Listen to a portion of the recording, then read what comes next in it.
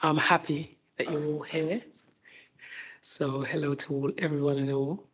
The filming of the meetings will be, the meeting will be filmed. Is there any apologies?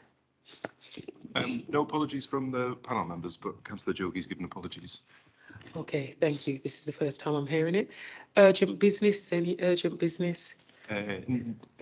No urgent business, Chair. And any declarations? Anybody got any declarations? No? No. Okay. So I'll move on. Can I ask that we keep to the timings as we have a very busy agenda this evening, and I'd like to be able to devote as much time as possible to scrutinising the budget, which is the main thing today. I would like to meet and to finish within 3 hours, if at all possible. Also remind officers to keep their introductions to reports as well as responses to questions as brief as possible so we can focus on the questions per se. I've just seen there's apologies from Councillor Jogi and there's no urgent business. I understand there's one deputation. Yeah, we have a deputation, Chair. Yes. Can I have the deputation? Where's the? If the deputation party would just like to can you take a please seat come at the table, forward, take chair? You can use the speaker.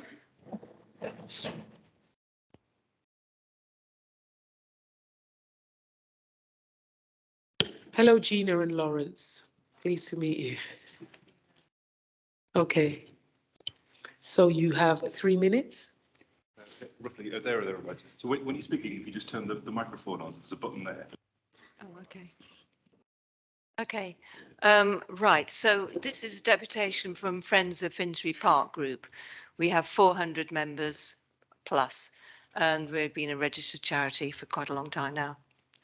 Do I stand or do I just sit here? Okay. This year, Finsbury Park held the biggest wireless festival ever. 250,000 people attended 6 days of festivals, mostly coming from outside London. Half the park was walled off with 3-metre steel walls, access denied to ordinary park users for 4 weeks in midsummer, the whole of July, end of June and the whole of most of July. We strongly believe these festivals should no longer be allowed. Instead, we want a more collaborative approach between the council and the local community to enable the park to better provide a sanctuary for people and a celebration of nature in a key area of North London. The festival should be stopped for 3 reasons. First, safety. Huge crowds built up each day of the festival, but despite police cordons, festival goers were caught up in dangerous crowd surges, with thousands of people pushing from the back and people at the front trampled on. I don't know if you know, but 8 people died in a similar festival in Houston, Texas last year, run by the same company, Live Nation. This increased its bad reputation for poor crowd control. These are shown clearly in the videos as I sent to all councillors, which we all sent to all councillors recently. It was a summation of the presentation we presented to all local people at a public meeting on the 1st of November. The resulting coverage in many local, that's Islington, Hammond High, etc., national news outlets, including Daily Mail, Independent, etc., and the BBC London News, resulted in very poor publicity for the events. What? Oh, this is not good PR for Haringey. The second is the huge damage done to the park itself by having 49,000 people per day in it.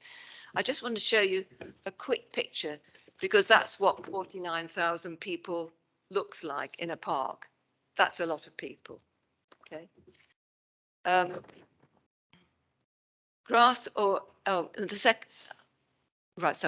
second is the huge damage done to the park itself.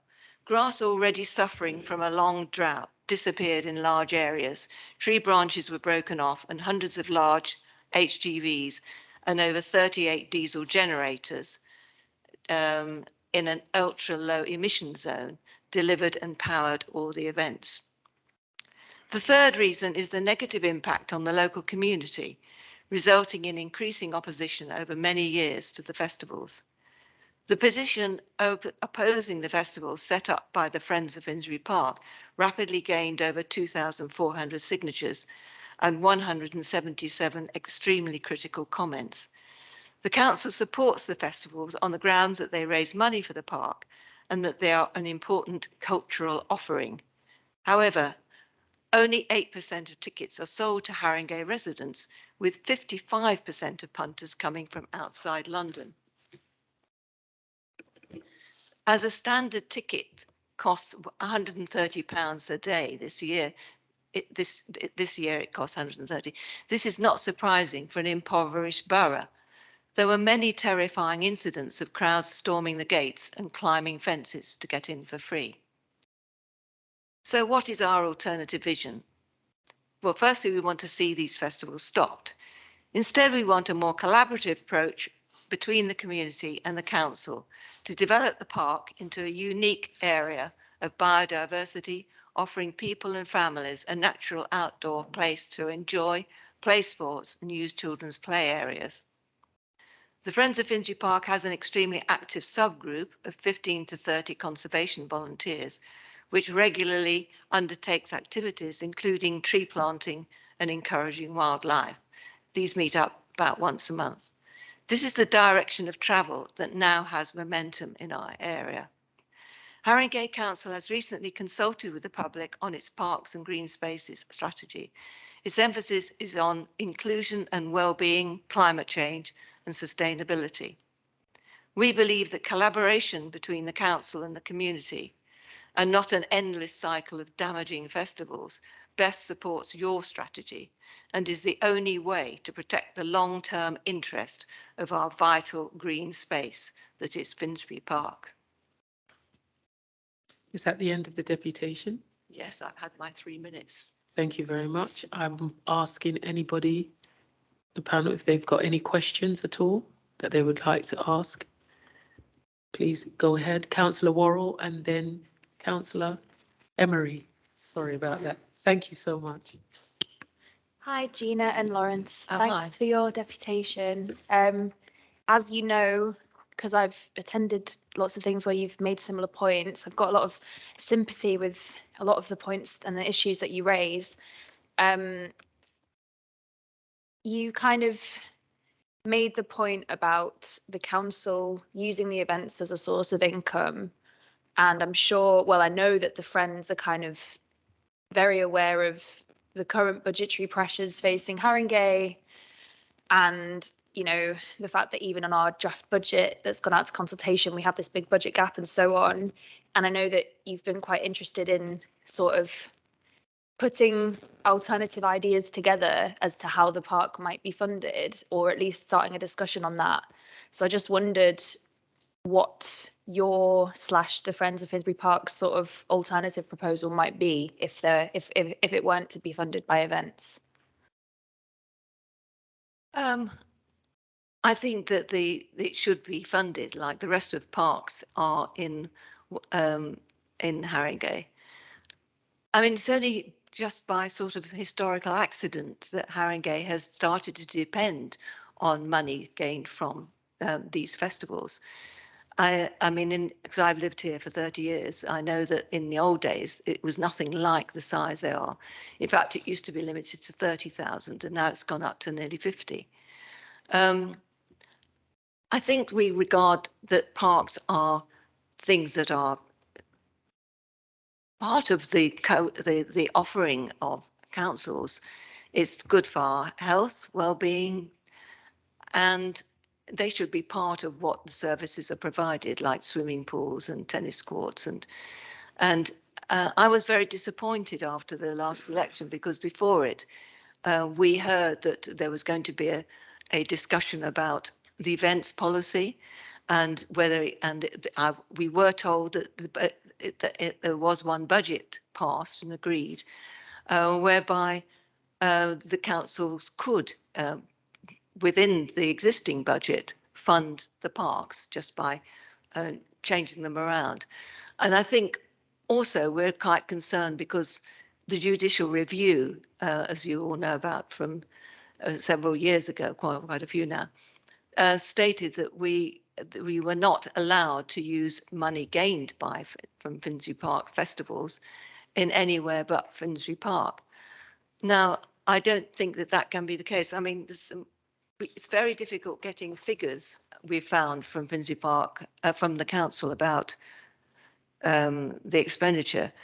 But we have a very strange figure that we've got recently, which is 20 to 2021. 871,626 pounds was spent on employees in that park.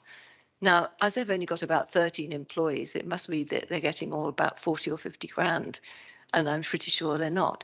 So I think that what may be happening, and it'd be quite useful to, if Simon Farrow could perhaps tell us how this can be that it's so much money, and isn't what the income from the festivals possibly being spread out across the parks in the borough, and also for the people who are working on different projects. This is quite a useful slush fund. The point is, I don't think that's good enough for the people of Finsbury Park to have to put up with, because I mean, I did want to send you these petition comments. These petitions comments were absolutely extraordinary. We had about 177 people write in, and the comments are so strong about the community and how bad people feel about the festivals being here. I mean, this is 5 pages of very tiny print of comments. That's not nothing. Sorry to interrupt you. I Sorry. will take that. But I will have your the comments there before, Right. and also I will take the comments. Philip is taking a note of all the questions that you've said that you would like answered. oh, I So- didn't realise I was supposed to be asking the question. I No, thought you I did. thought you were going to be know, asking the you question. didn't expect that, but you have raised several questions. Right. You've asked Simon Farrow Yes. a question, and I will take that question, and maybe you'll be able to answer later on in writing. Yes. Than putting him on the spot right now to answer with immediate effect, because we want it to be done thoroughly. Yes. And it would be really nice if I could have those comments, if you could Yes. leave them there. Yes, I will leave them. Then I will just quickly, speedily move on to Councillor Emery, who has got a question as well for you. Thank you. Super. Thanks for the presentation. I thought it was very well thought through. If we were to instead to focus on minimising the effects that you've mentioned, which solutions would you propose the council take forward to help minimise it? Well, I don't think that anybody wants to have them at all, to be honest. I mean, we've only just talked about the ones in July. We haven't talked about Crank Brothers, which is August, and that was another 3 weeks of huge lorries going around and big walls being built up again. And there was, so I don't think our group is in favour of any of these festivals, because they are so expensive, £130. I mean, they're not for local people, because I don't know who can afford £130. But it's so I think apart from the events, well, as I said before, that I think they should just be funded out of the revenue budget, really. And go back to the old days where we did used to have quite a lot of local festivals that were free. Okay. I don't think as a left-wing council it's good to have the only way you can use a park for the summer months is to pay £130. Thank you very much for your comments. I remember the old days, and I also remember. Oh, really? Of course, because I was in the park then. But the new days are with my children and grandchildren are growing up, and they are really keen to go to that festival and lots of other festivals that go on, not only in Finsbury Park, but around, the country. That there's a different kind of demographic that's around now. Yeah. And then it's a supply and demand. And before that demand wasn't there. So I can see that there's a shift in even how we communicate socially, even how we engage and have social activities. It's a completely different ball game. I don't know if, Julie, would you like to answer any of those questions, or you'll take the questions and then speak afterwards? I don't know. I saw you scribbling, so I didn't know whether, yeah. Chair, I'd prefer it if Simon would deal with the question that he was asked first, and then I can speak when you give me a chance. Yeah, I think that it will be better to pick it up and write back to you, please, because then you could get more of a thorough, unless the officers are burning and they need to answer. Okay, then yeah, I will do. Sorry, Councillor Worrell, have you got another? Yes, you are. Please go ahead. Thanks. So, given that in the current draft budget, we're quite a long way from scrapping the events, are there any sort of further compromises or community benefits that might be able to come in the sort of short term that might take the edge off from the sort of friends and local communities perspective? So, you know, one thing I was thinking about was like, yeah, it does seem a bit unfortunate that so few Haringey residents directly benefit from the festival, or such a relatively small proportion. Could there be something about a scheme for sort of more younger people to be able to, you know, have free tickets or have other kind of benefits? Like, I just wondered in terms of kind of compromise, whether there were any more short-term wins that you might want to propose. I mean, it'd be nice to think that there were short-term wins, but to tell you the truth, I just don't think it's physically possible to have these concerts in a park because they're not built to be to provide a safe entrance and exit. I mean, Finsbury Park has 7 entrances. You can't concrete over. You can't have a concrete blocks to stop people coming in from every direction. There's just not enough police. There's not enough security staff. I was very frightened when I saw what was going on at the entrance to Seven Sisters Road. There was a lot of young girls, aged 17, 16, even younger, trying to climb over the fence or being pushed underneath the crowd and having to be dragged by security staff. Now, I don't know if people have seen the videos that were included in the presentation. I did send it round to full council, to all the councillors. But if I was a member of, was a Haringey councillor, I would be very worried about having another Live Nation event there. It was just not safe. The videos are very scary. Everybody's really frightened. Everybody's saying it's crazy. This is crazy. This is crazy. And they were pulling the girls out from underneath the legs of all the people as it was the surge forward. It's a corporate responsibility. You're just going to get done with a massive fine if anybody gets killed there. Thank you very much. And I think it could be. Thank you very, very much. And I can hear your passion. And we will definitely take all the points that you have raised. And thank you for your thorough deputation, which covered so many points. And we will come back to you. Thank you. I've got a few slides that I couldn't afford to do everybody. I didn't realise there were so many people. I think I'd like to give one to Simon Farrow and one to Julie. Or perhaps you can pass it along. And well, I was going to give, where's Mike? One to the chair. Yes. Well, oh, yes. No, but I was actually going to give it to Mike and Catherine.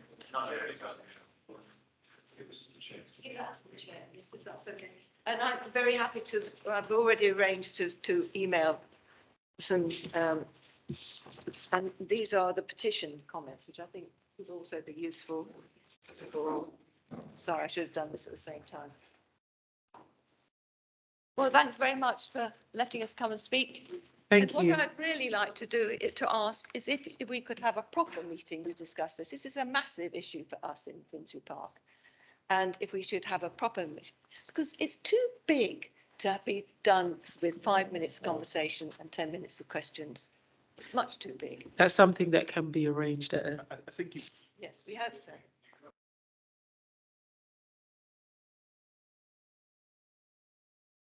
I beg your pardon? You're collecting a petition, aren't you? Yeah. Yes, so I assume Yes, that's there's with the aim of 2,000 having petitions. an item at the full. Petitions there. Aisha has got it all. Some secretaries. She said that I had to send some petitions to her. and is still ongoing and still collecting signatures. Thank you very much. Thank you very much for coming. The next item on the agenda. Has everybody seen the previous minutes? Can they be agreed for accuracy, please? Agreed? And then the next thing is the reports. Yeah. I am suggesting, if at all possible, that we have all the reports and then the questions afterwards instead of stop, start, stop, start. Can we do that? Is that okay? Thank you.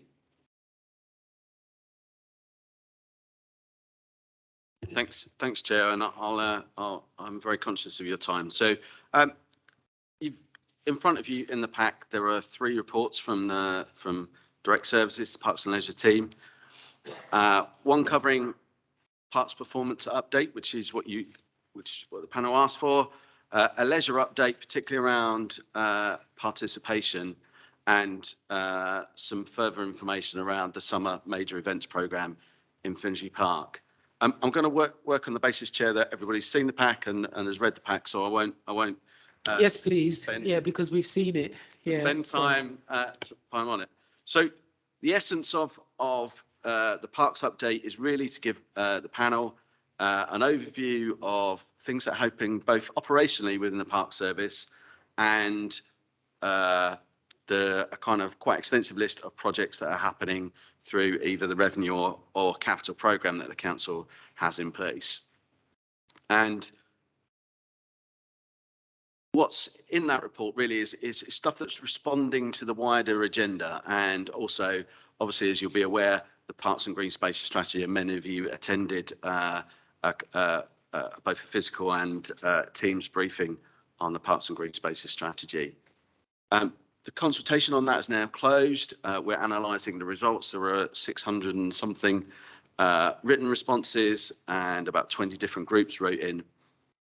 And but that will come back to Cabinet in March for final approval. So I'll see if there's any questions in time on that one. On the leisure update, the panel are particularly concerned about what's happened to participation in the leisure centres, in terms of what's the pandemic impact, I guess, of that. And so I just prepared some slides which are in the pack. But I guess the headline from that is to take away that participation overall has only returned to about 60% of its pre-pandemic level. So just to give you a bit of context, and it wasn't available when I did these slides, Sport England have just produced a new report, basically setting out the kind of case for leisure going forward in a post-pandemic world. And nationally, there's been a 32% decline in participation as a result of the pandemic. Put it that way, on average across the country, it's returned to about 68%. So in Haringey terms, we're below where the average it's returned to by about 8%. I guess the message in all of that is that's bad for the borough in terms of the participation levels that have returned. Typically, if you look at the Sport England report, it's wealthy female participants that have returned, and definitely a decline. And if you were to compare Park Road to Tottenham Green, for instance, where Park Road in Haringey has probably returned to pretty much its pre-pandemic levels, Tottenham Green is much lower than the 60%. And you can see that in the slides in terms of the relative actual numbers that are returned to participate. So that's a challenge. And it's something that is vexing Councillor Davis and I as to what we do next. We've got next year we'll be reviewing the physical activity and sport strategy. And as you might expect with the Haringey deal, that will start with a conversation with the community. But I think it will be a fundamental look at actually how do people need us to support their physical activity needs. And some of that will be about localities. That'll be, where is this activity? Can we take that activity to where people are? Can we join it up better across agencies in terms of what the NHS are doing and what the public health department are doing, schools, etc. And actually, there's going to be a scrutiny review next year on young people's activity, both in school and out of school, and we're just working with colleagues on firming up the scope for that with the chair. So that's where we are in that. Now, obviously, those figures include New River participation for the first time. We've taken, the council has taken back the running of New River Sports Centre during the pandemic. And so we've got some figures in there in terms of participation. It's a different beast, if you like, to Tottenham Green and Park Road in the sense it's pretty much outdoor activity. And so it's not necessarily directly comparable, but it's that we don't have old figures for New River to tell you what it was like beforehand. So that's that report, and I'm happy to take questions on there. And then the last one, Chair, is a summary of a pack and briefings that we previously gave, I think it was October, to all members in relation to this year's summer events programme. We subsequently shared that same level of information with the Finsbury Park Events Stakeholder Group, which is a tri-borough group which has both residents and councillors and officers from all three boroughs that come together to look at the events programme in Finsbury Park and to talk about priorities for the park and also some of those mitigations. And in and amongst that, very active dialogue between us and the other boroughs about how we manage the impact of the, if you like, the arrival to the events and the exit from the events, which very much impacts Hackney and Islington far more than it does Haringey residents. So there's a pack there. Members have had previous opportunity to see that pack, but I'm happy to take any questions on it that you like. Can I just pause for the questions and let it roll, and then we come back? So if you just take notes of the questions, is that okay? Is that all right? Okay, thank you very much, Simon. Yes, yes, please, John.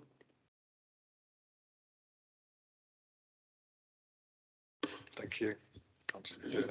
In your agenda pack tonight, you have a covering report that gives you a summary of the MTFS programme and the MTFS cabinet report that was considered on the 6th of December. Sorry, you're starting the budget. Sorry, No, just pause. Sorry. Yeah, Jay, so I think the chair was suggesting that we'll take all the questions together for the three items. And Yes. Yeah, Councillor Davis is here to do a Q&A session, so I guess you can just sort of incorporate questions on those three reports or anything wider within Parks and Leisure into enroll that into the Q&A. Yeah, that's what I meant. I apologise for that misunderstanding. Is it Councillor Emery that was putting his hand up? No? Yes. Super. Two questions really, both to do with the parks budget. In terms of the football pitches, because I can see you mentioned talking about new equipment there, and I just want to raise the importance of rolling machines, or just to flatten the pitches. A lot of teams in the borough have mentioned to me the issue surrounding very bumpy pitches that have not been sorted out for a few years. Just wanted to highlight that. Tennis courts as well. I'm just wondering if there are any more plans to take on the situation that's happened in Priory Park in terms of tennis courts being leased out to private companies to use their time, because I know a lot of residents have complained to me about the loss of time in terms of that. That's the two questions, but I'm guessing we're leaving those until the end then.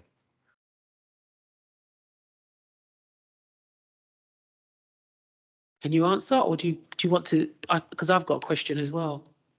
Chair, I was wanting to see your direction, whether you want me to Okay, yes. all the questions and then answer, or Okay, then whether you it's want up me to respond to those. it's up to you. What would you prefer? I'm happy to take them as they. Okay, so can I'll ask my question as well, and I know that Ian's got a question, and I know that we've got lots of questions. All right then, so I'll put my one, and my one's also maybe directed as Julie as well. I have seen, obviously, that you have mentioned that Tottenham Green and Park Road have got big disparities in regards to inequalities. And I'm hot on, you know, the health inequalities that we're experiencing in Haringey and how the different demographics have different outcomes. During the pandemic, there was a light that shone on minority communities and how we were more affected by the pandemic because of health inequalities and the sedative lifestyle that we have. There was once a project which was Haringey Walks, and I've kind of not seen that so up and running evidently lately. It was far more visible, and I haven't seen that a lot. And my concern is that the things that affect minority communities, things like diabetes, high blood pressure, are all, you know, aligned to having that sedative lifestyle. And I'm wondering what the cabinet is doing to address that. Is there going to be things? I remember back in the day, they used to have a GP's prescription, which gave people on lower incomes the ability to go and use the leisure activities. I don't know whether that's a strategy that can be looked at. I know that there's going to be crossovers in relation to Julie, your portfolio, as well as Seema's, as well as Lucia, because all of this lack of leisure affects mental and physical health, and what welfare provisions are going to be put in place for the people of Harrogate. I know it's a long-winded one, but it's just something that's always in my mind, and how we are going to address it, because it was such, when I was reading the report before, it was such a stark difference that I had to sit up. So I really would like to see what things, or whether we can have a deep dive into that at a later date and actually scrutinise what can be done to address those inequalities. Thank you. And then I'll pass over to Ian, because I think. Thank you, Chair. To begin with, full disclosure, I have been in contact with Julie about the issue I'm about to raise, but I want to put it further into the public domain now. I'm particularly concerned about the plans for the Finsbury Park boundary review. I've been inundated with concern wearing my hat as LCSP chair, police panel chair, neighbourhood watch chair, etc. And I've been involved in community safety issues for over 20 years. And I find the idea of making the park more permeable, as you put it, as a sort of given, a very strange way of beginning the process of consultation. You've put Sustrans in charge of it, and you actually say here in your report that it's with a view to making the park more permeable. I don't think you should be starting from that biased point of view. We already have an EVA, environmental visual audit, from the police, which was done several years ago, and they were very clear that the park should not be more permeable. This wasn't just some local bobby who happened to pop around. This was an expert in the field who was brought in to Haringey from outside by the Met, who, as you know, Simon, did a very thorough study. You and I probably walked, well, I know I did, I think you were there, walked around with him, etc. And that produced a very firm recommendation that we should not make the park more permeable, indeed that it should actually be locked, which is a separate issue, I agree. But the idea of actually getting an organisation like Sustrans to run this with a preconceived outcome, which is what you quite openly and overtly say here, I think is quite appalling. And I'm strongly opposed, as are all of the individuals who've come to me, to beginning on that basis. And I will strongly object to making it more permeable, because my concern is the safety of people who use the park. Now, that has to trump everything else. And I'm really worried that Sustrans, whose concern is more about cyclists and pedestrian access, will put safety second. And to me, safety always has to come first. So I want to register my concern now publicly about the way this is proceeding. Thank you very much, Ian. Can we pause and you answer that, and then, or can I move on to it? I know, is it Councillor Emery that wanted to say something? Okay. Oh, sorry, Councillor Dunstall, and then Councillor Worrell. Worrell. Look, I still can't run my tongue over that one. Eldridge, Councillor Eldridge. Yeah, thank you. So Finsbury Park events, and And one of the things that I guess has come up a few times is around noise. And I understand that some of this bleeds into licensing, I think. But I wanted a bit more detail on how those conversations can be shaped. So when I came up to Wireless on the Sunday evening, when I parked my bike up at by the Bolton Fallback, so Perth Road, Stroud Green side, couldn't hear anything. Marvellous. I used to live on Perth Road and it used to be very, the house used to shake. And when I went in, it was explained to me that Wireless have put in staggered speakers and, you know, have obviously got enough money behind them to kind of do some of this stuff. However, the following weekend, smaller events, Crank Brothers, much smaller event in terms of numbers, I received a huge number of complaints, and I'm wondering or presuming that this is something to do with the fact that they don't have the infrastructure or funding to have that kind of setup. So I want to know what more we can do or what more we are doing to try and enforce that kind of thing, because I think a lot of the ill will towards those large events could be reduced about it's noise that really grinds on people, that and traffic and whatever else. But the noise is a big issue for people. So that was my first thing on events. Fusion and leisure centre stuff. You'll be pleased to see I've moved off into Park, Julie. There's more to come. But Fusion and leisure centre stuff. Obviously, they have a lot of their own financial issues and are, I mean, it's just covered in red, isn't it? All of their stuff.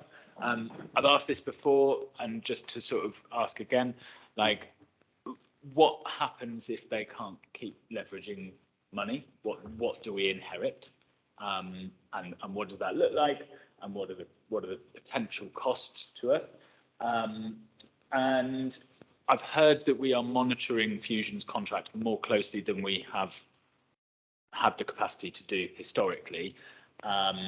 Obviously, these October stats around things, people are still pretty unhappy.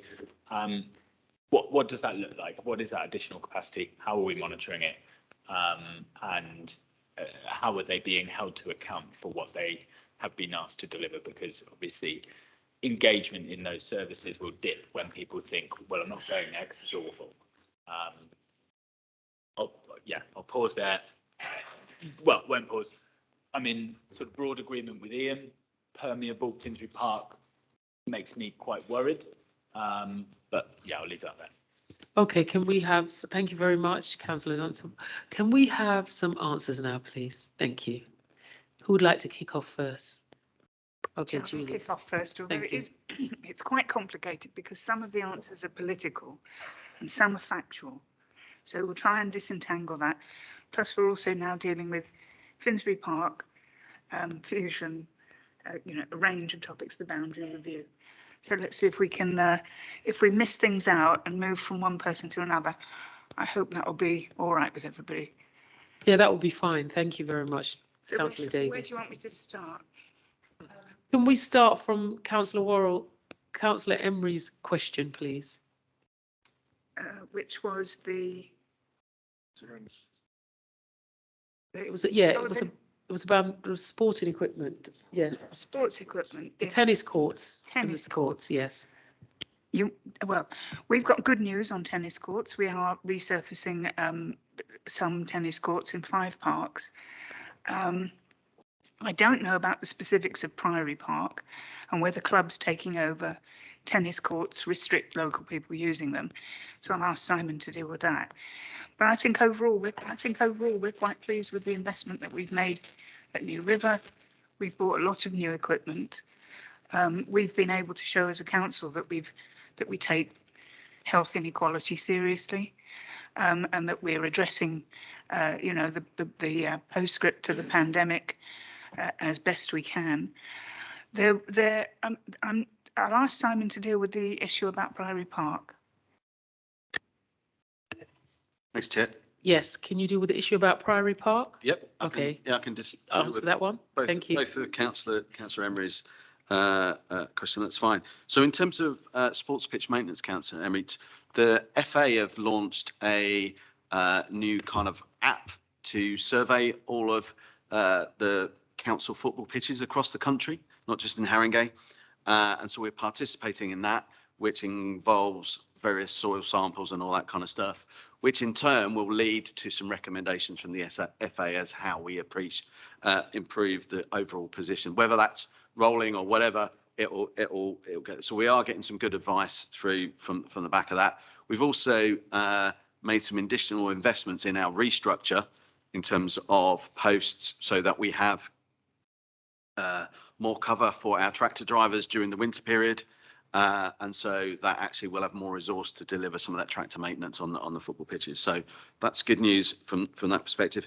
In terms Just a quick one there, is that going to be the app? Is that going to be used by council officers or residents? So that's from council officers, because council officers are out there taking soil samples and feeding them into the app. And the long-term vision of that is then that will trigger investment from the Football Foundation, where, if you like, the maintenance is not sufficient to improve the condition of the pitches. So that's their new strategy. In terms of Priory Park, I think what you were actually referring to was the lease with Georgians, which covers their contract with Georgians, which allows them to have certain hours for tennis coaching, but they also deliver tennis for free coaching and all of those kind of stuff. So it's a mixed bag. I think at Priory, one of the things that is about to help is the point that Councillor Davis was bringing forward, was we're about to do some investment with the LTA on the 3 old courts, which will deliver 2 new full-size courts and 2 more minis, and subject to planning and residents' views, floodlighting as well on those courts. So there'll be a major uplift. So hopefully that will bring extra capacity into Priory Park in terms of available courts, because the old ones are a bit rubbish, as you appreciate. So. If I could just add to that. Yes. We are very aware as a borough that we're quite low down the league tables in what we offer in lane space for swimmers or pitch space. And we are actively looking to identify more spaces as well as improve the ones that we've got. Thank you very much. And the next question was actually mine, and that was just loaded with health inequalities. Do you remember it all? So I can just, Julie and Simon, you can answer. Julie, do you want to kick off with that one? Thank you. Well, completely agree. I mean, I think it's a real shame that Tottenham Green hasn't come back to life in the same way that Park Road has. There's a really big difference between East and West, but that goes across a lot of our leisure services. It's true right the way through parks and leisure, that somehow the west of the borough, people know how to get the best out of what we offer. They know how to get things improved and changed. And when it comes to Tottenham Green, which is the nearest one to me and the one that I use, it's really disappointing that people aren't asking for more, aren't insisting on higher standards. We've got our officers chasing Fusion a lot of the time to try and get things cleaned and repaired, but we are working in very, very difficult circumstances, and we do want to address how we reach out to the community and get them into our leisure centres to address inequalities. But at the moment, we're looking at a leisure centre that needs work, where people, when they do go in, very often, do complain about it, or may just turn around and never use it again. So, we recognise we've got a mountain to climb here, and it is an important part of the council's policy that we are addressing the enormous disparities in health, east and west, and with minority ethnic communities. And as you mentioned, there are some diseases and conditions that are prevalent that have to be tackled through a number of portfolios. So, can we, having said that, because you've just agreed with everything that I said. I did, yeah. So I'm just thinking, how are we going to put a strategy in place? Do we need a deep dive? There was a situation where SEMA did a deep dive into the amount of blue badges that were being stolen last year, and then they went to the virtual one, which is now up and running. That was a completely different strategy, but she had a deep dive. And I'm just wondering, you know, high visibility, how are you going to, you've mentioned so many things there about engagement, about expectation, about standards. And these are things that, you know, communities, Black people, we haven't really had that much of the ask. Can you ask? Are you allowed to ask? You know, it's all endemic in the whole structure of how racism is built.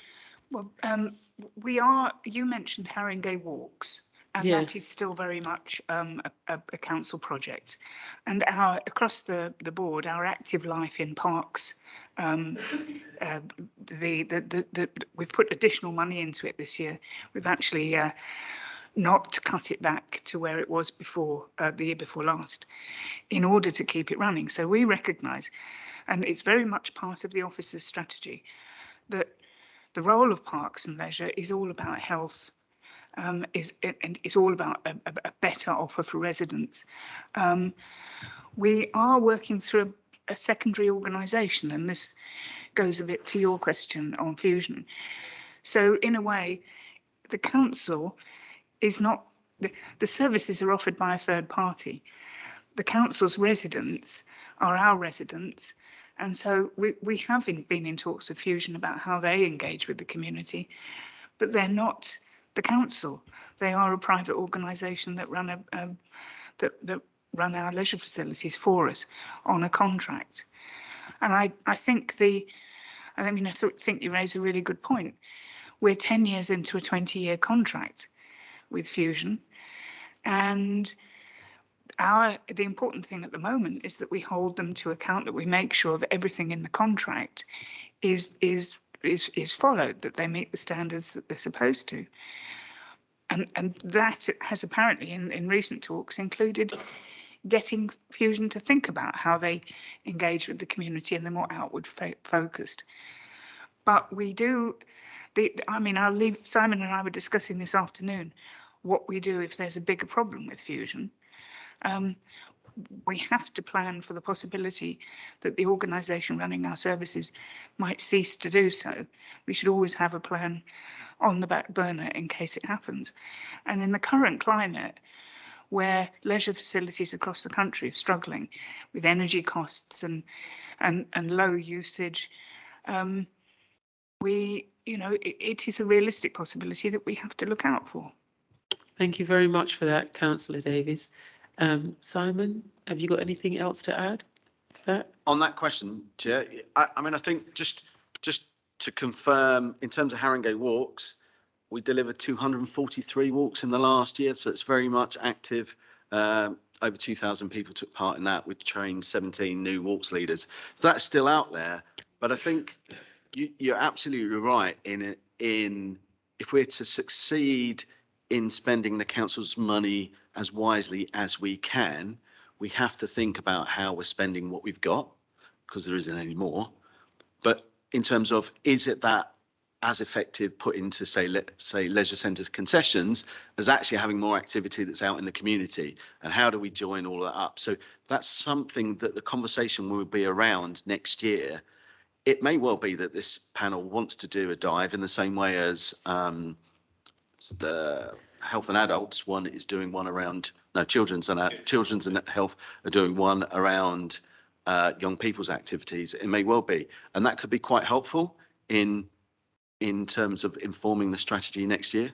So I think that's very much, we're looking to have that conversation and find out how best to restructure services to make sure that we can tackle that inequality, we can make a difference to people's outcomes. Because if we can get people to be physically active, it's it's not just the physical activity benefits, it's the mental health benefits as well, and the social benefits. And there's no point in having the lights on at Tottenham Green if nobody's coming. That's right. That's precisely right. I think the third question. Ian's question, that was it. And then we'll do the sorry, I'm just finishing off this one, then we'll do the second round. Can you follow my thread? Okay, thank you.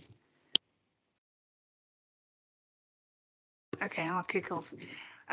The boundary review was it was something that I inherited as lead member.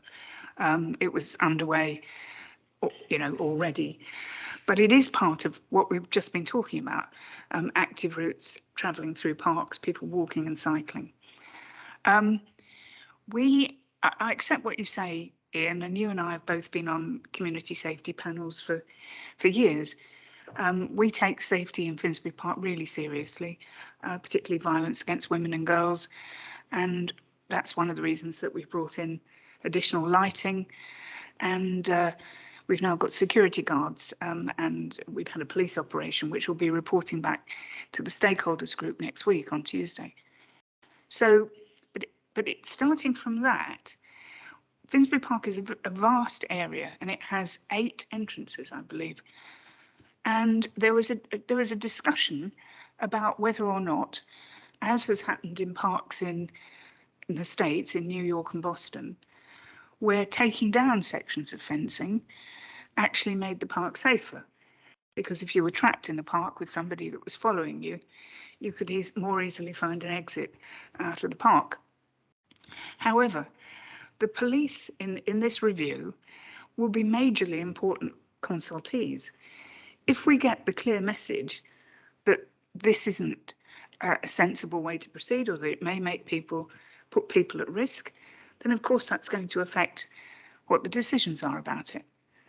My own view at the moment, without any consultation having taken place, is that there are bits of the park that would benefit from being locked, and other bits that might be better off opened up. If you think about the north-east corner, there are long stretches of fences where if you were inside the park, you couldn't get out without climbing over the fence.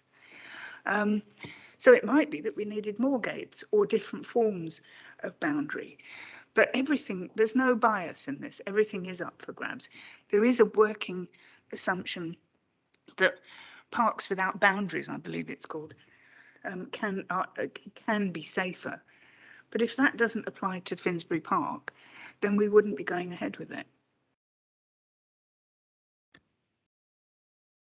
Simon, have you got anything to add? Just very quickly, just to add to that, because I think it may be in what do we mean by permeable, which is where the rubber hits the road.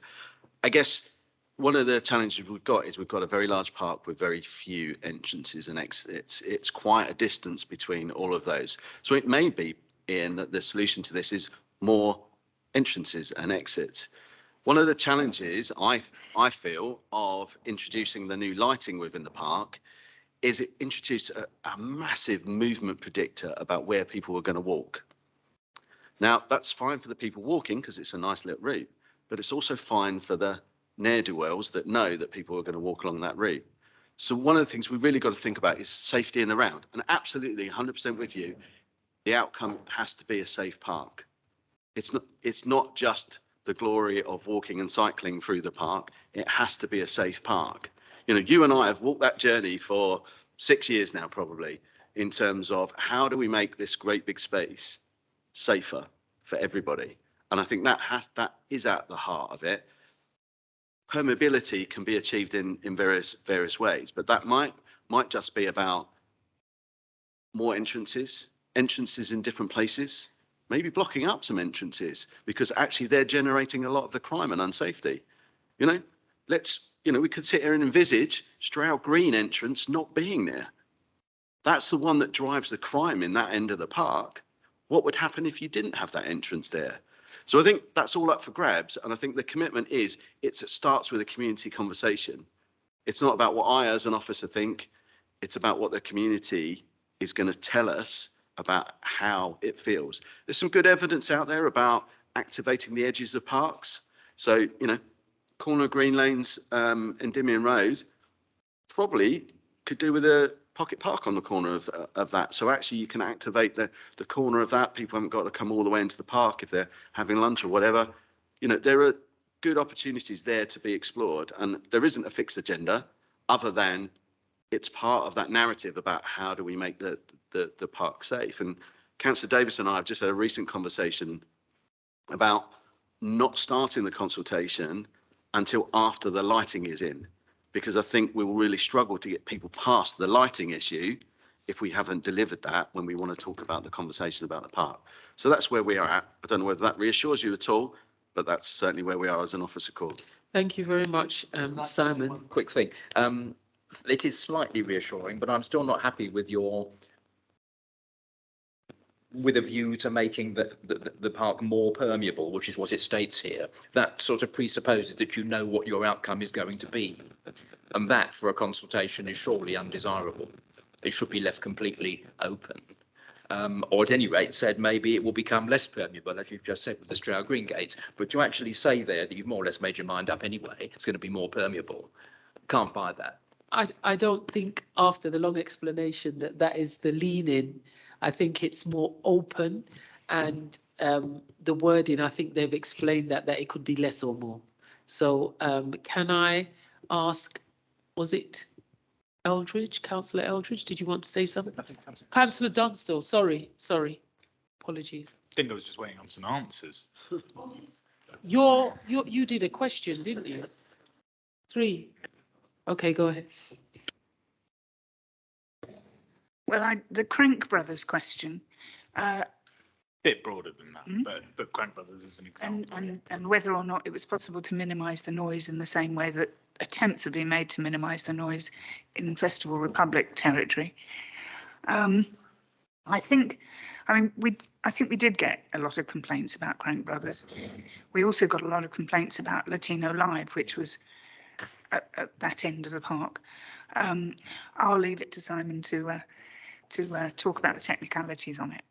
But these are just the way that it operates, obviously, and you know this, is that an organisation comes to us with an application to rent a bit of the park. And we're very lucky. We've got a huge park that is big enough to host outdoor festivals. And it's what we do with those applications when we get them and what controls we put on them once we receive them. Thanks, Chair. So I'll try and answer it without straying too much into the licensing territory, but Gavin is here, so he might want to answer that. But so in terms of the park's hire, that is not involved in managing the noise in the park. It's managed through the licensing process, and the licensing process sets a set of limits in terms of how loud the sound can be off-site, and that's, I think there's 8 monitoring points that they take, and that those limits don't change, particularly for the event itself. So if it's a smaller event, it can still be as loud as wireless could be. And the other thing about the Crank Brothers, it's an opposite end of the park, so it's more in Haringey, so because it's down towards the New River end. So those affected will be much more Haringey residents as opposed to when wireless is in and it goes in all sorts of different directions. So they're actively monitored, and therefore there will be a report on the Crank Brothers and noise and whether there are any breaches and not. You're probably right in the sense that while the Festival Public or organised wireless and the other major festivals will have access to much more expensive, much more complicated modern equipment than maybe the Crank Brothers will be able to afford in terms of to there. So there may be an element of that. I don't know. That's not my specialist field, but it's something we can take away, and I'll take back to the team and the licensing team and have a discussion about whether there's more that can be done on that kind of event to keep the sound in the park.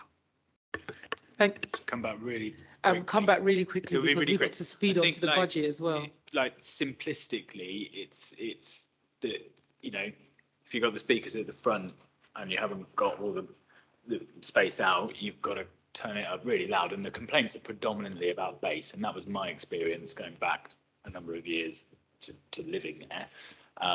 Was it's the bass that was the problem because they're at the front and they've got to turn it up very loud. But yeah, I think it's just something that, you know, we need to be constantly looking at this stuff and how we're making it less detrimental to the people that live there, because it's a live issue all year round. We all know that, but and we need to be responsive to that. Thank you very much. And I've got 2 more questions actually. Oh, I had another question about fusion, and Julie provided some context, but it wasn't. You did already ask the question, didn't you? Yes. So, Julie, can you just? Well, really, it was more of a operational question, I guess. Like they're deep in the red. They're leveraging loads of money to keep themselves going. Complaints are still at a high level. We've just had a discussion about Tottenham Green being underused.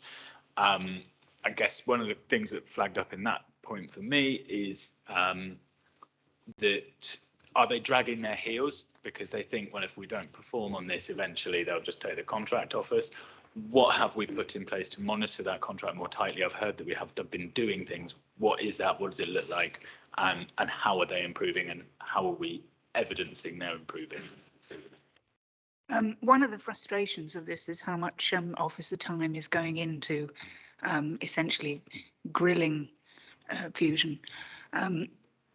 The complaints that people submit to me and to others get passed through automatically, and I've witnessed myself, the management of one of the leisure centres being really told off, held to account. But it is not. We are reaching a point where there are things that just need to be. It's almost like we can't push them any further. I don't think there's any sense that they're dragging their heels. I think that there are difficulties with them recruiting, training, maintaining the services, and I don't think it's lack of will on their part. That is their day-to-day, though, right? Exactly. Recruiting, managing, maintaining, and dealing with those services is their day-to-day, and they haven't been doing it for a long time. Well, So what are we doing? Yeah, we are meeting regularly with the chief executive of the organisation nationally. We've got 2 officers really pounding them for things that have gone wrong. But we actually, at the moment, under the sum total of what we've got today in terms of swimming pools, with various problems at the different pools, we've got the diving pool that hasn't worked for several weeks, the training pool that at Tottenham Green that is stuck in a floating position. We've got a number of serious problems with the basics of the institutions as well as the staff.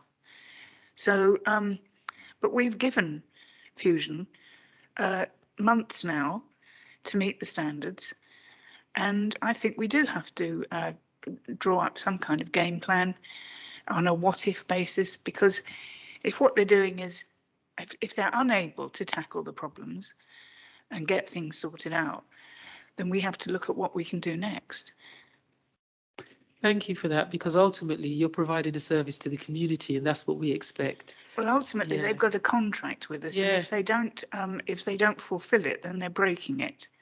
Yeah, thank you. And it was nice to hear in your first answer that maybe you have to have different kind of conversations later on if the delivery isn't there. So thanks for that. I wanted to take 2 more questions, but we are fast spent before time. So I'm going to ask you to say it quickly. Councillor Hymas and Councillor Culverwell. I'm conscious, I've just been waiting a while. So yeah. So, Eldridge, do you want to go first? Okay. Go ahead. Jolly good. Thanks ever so much. It's interesting to hear all the discussions because you guys all seem to talk about the adult view of it. I haven't heard any sort of encouraging information with regards to the children and the use of Finsbury Park. And the children are our future. And I think it's so important to bring the children into this. And I'm talking of children to teenagers as well.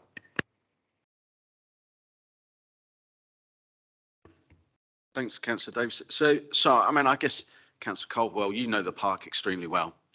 So you know that in the park, the council has spent probably shy of just £750,000 on children's play areas in the last 3 years. Yeah, I know.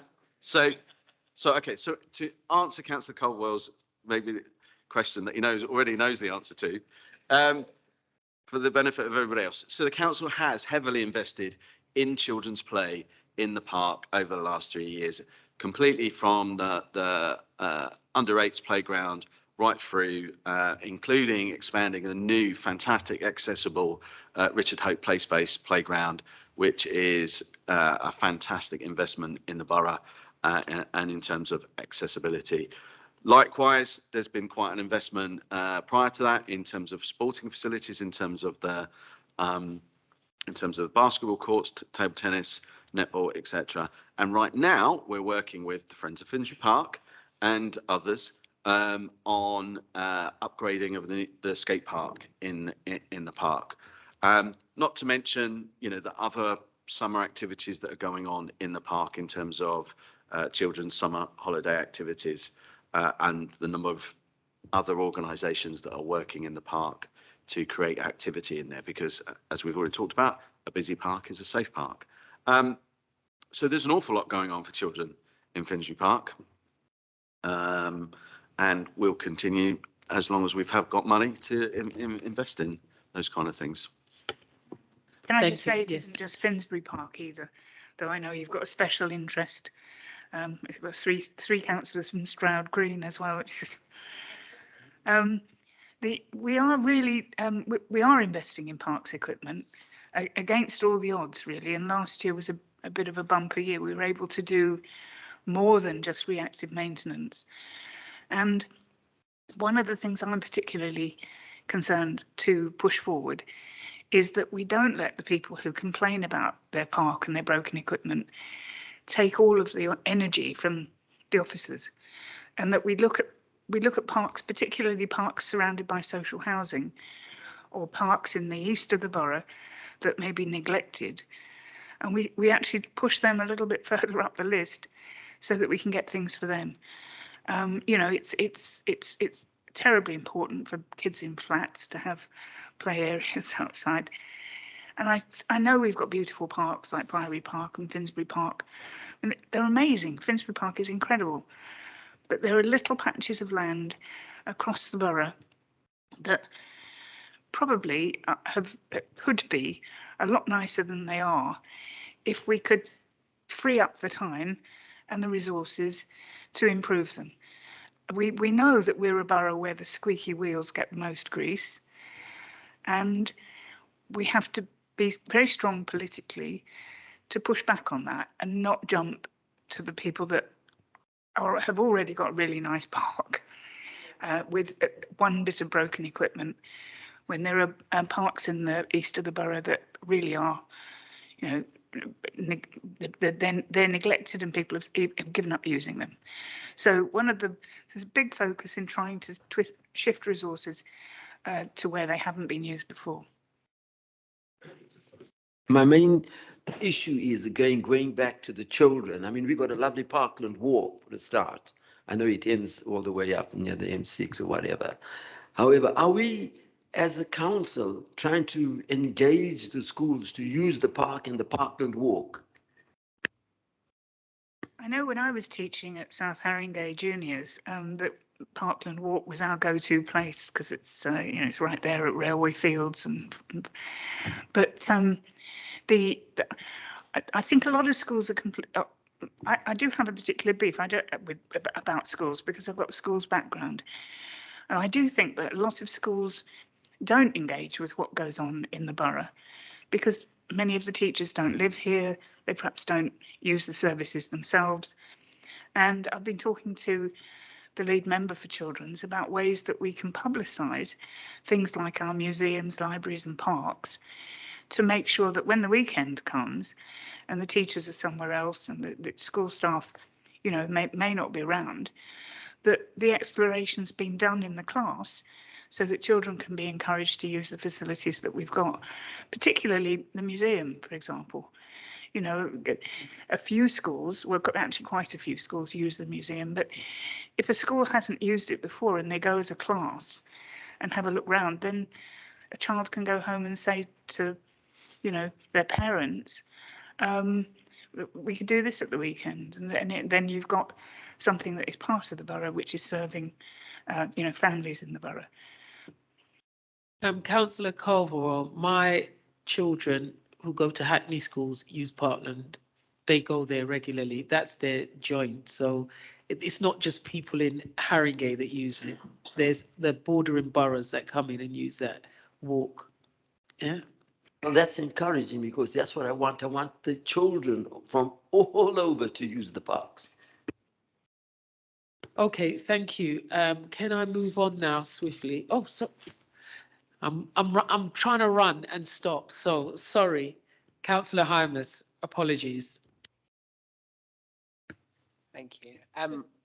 Actually, in many ways, Councillor Davies covered what I was going to say about the inequality between East and West. So I guess it was just going to relate specifically to the Parks and Green Spaces strategy and thinking about how obviously we've made inclusion and unequal access to nature for BAME people in particular a priority.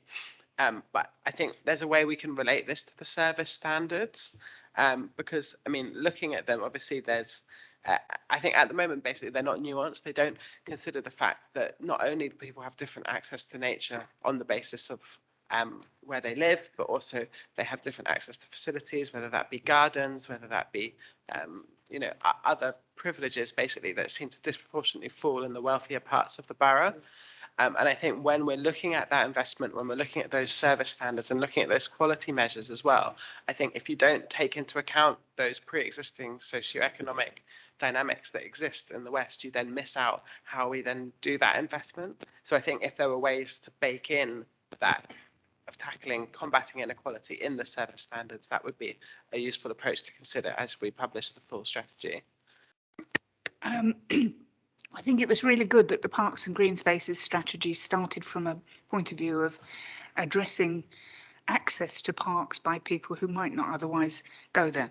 People who didn't feel that parks were safe spaces for them, didn't feel that they were welcome or and so the focus groups that were spoken to while the document was in production, a range of people would talk to them about accessibility, the barriers to using our parks. The consultation has closed, but the finalised document hasn't yet been. Obviously, we've got to go through the responses that we've had, and I think the responses were something like 600. I think Simon was very pleased with how many we got, but we will. So from that, the strategies will be worked up, and that then it will become the living document that keeps us going for the next 15 years in parks. But I do think it was a really good Haringey touch to have one of the main aims of the strategy, accessibility and removing barriers. Thank you very much. And swiftly on now. So Very if you quick point of order, Chair. Sorry, just a quick one. I'm just wondering, in terms of the question order there, I was just wondering why we took the questions in that way. Didn't seem to be any quicker because I think people had to remember where they were. So I think for future, it might be better and also easier for people following online if we had the questions and then the answers. I'm not sure what you thought about that. to be honest with you, I will agree. I thought that we could use this strategy so we could quickly speed up the process, but then you lose your trail of thought because even me as the chair, I was wondering which question went with which answer. So that is something that I have learnt. Thank you very much.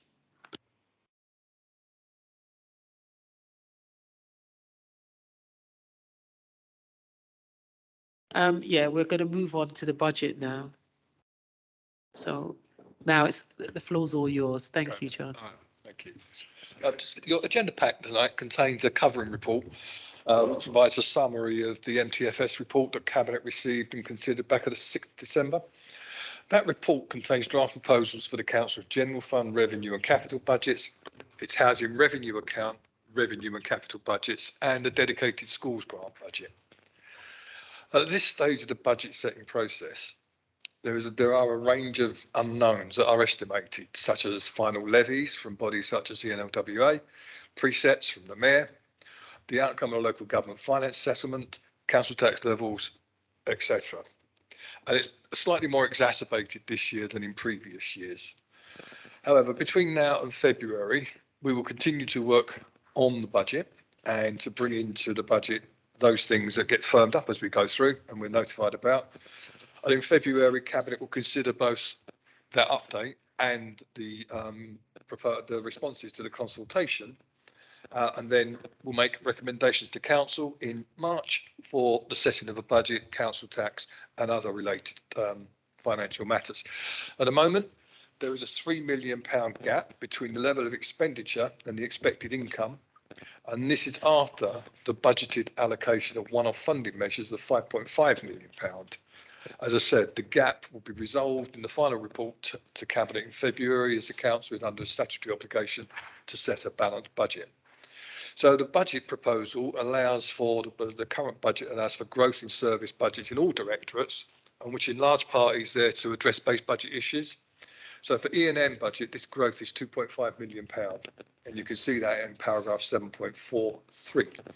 The budget also allows for the non-delivery of savings at paragraph 750, and for the E&N component environment neighbourhoods, which is much smaller at £490,000. At paragraph 7.53, there is a summary table of savings by directorate, and for E&N, there are new savings requirement of £6.6 million. Details of the savings proposed are set out in Appendix 3 on page 77. Section 8 deals with the capital programme proposals and describes them in outline, along with other relevant related capital matters, and the detail of the new E&N capital proposals are set out at page 85. So I think that's enough from me.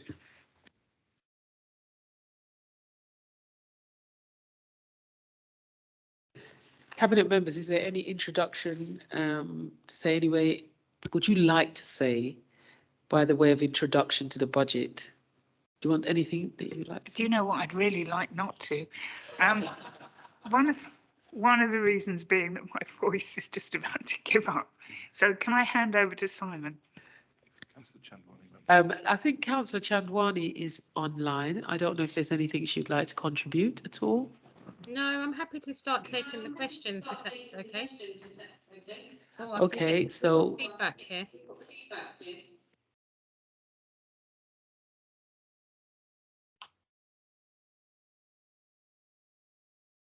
okay, so questions for the budget, and I can see that Councillor Worrell's hand is up first, so please go ahead. Thank you. I've got a lot of questions. They're all fairly specific. I'm just wondering how best you would like me to do this. Do you want me to say a few and give other people a turn and then come back to me? Yeah, I think you should just hit the ground running. Go on, go ahead. All right. Stop me when this becomes too many and I'll resume. I'll monitor you. Go Yeah, on, Councillor Worrell. Go ahead. Okay, so on page 46, point 8.4, there is reference to increased investment in the infrastructure of the borough's parks and streets. And just want to clarify, am I right in understanding that in practice that's just replacing TfL grants, so it kind of won't be felt as an additional investment? And then where it says in future years, it's been assumed that external grant will be available to fund these works. I would like to ask on what basis we can be confident in that assumption, and is that assumption that those will come from TfL or elsewhere? Moving on to page 51, table 8.2.